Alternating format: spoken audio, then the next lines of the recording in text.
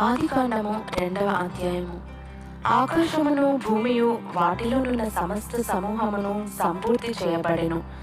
దేవుడు తాను చేసిన తన పని 7వ దినములోగా సంపూర్తి చేసి తాను చేసిన తన పని అంతటి నుండి 7వ దినమున విశ్రమించెను.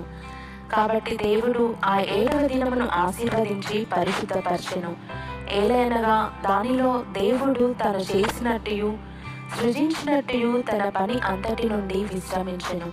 దేవుడైన యెహోవా భూమిని ఆకాశమును చేసిన దినమందు భూమి ఆకాశములు సృజించబడినప్పుడు వాటి వాటి ఉత్పత్తి క్రమము ఇదే.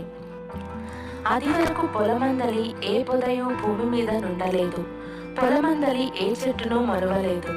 ఏలయనగా దేవుడైన యెహోవా భూమి మీద వాన కురిపించలేదు, నేలను సేద్యపరచుటకు నరుడు లేడు. అయితే ఆవిరి భూమి నుండి లేచి నేల అంతటిని తడిపెను. దేవుడైన యెహోవా నేల మంటితో నరుని నిర్మించి వాని నాసికారంధ్రములలో జీవవాయువును ఊదగా నరుడు జీవాత్మ ఆయను. దేవుడైన యెహోవా తూర్పున ఏదెనులో ఒక తోట వేసి తాను నిర్మించిన నరుని దానిలో ఉంచెను.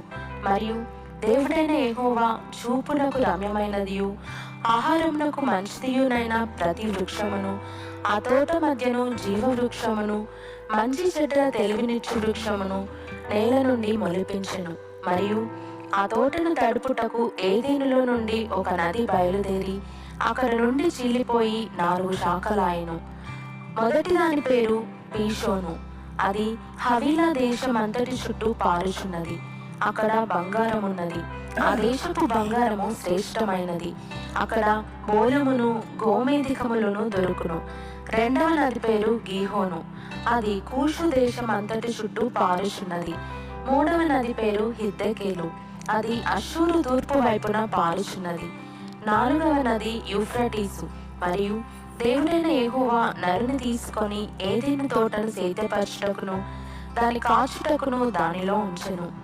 మరియు దేవుడైన యెహోవా ఈ తోటలోనున్న ప్రతి వృక్ష ఫలములను నీవు నిరభ్యంతరముగా తినవచ్చును. అయితే మంచి చెడ్డల తెలివినిచ్చు వృక్ష ఫలములను తినకూడదు. నీవు వాటిని తిను దినమున నిశ్చయముగా చచ్చెదవని నరు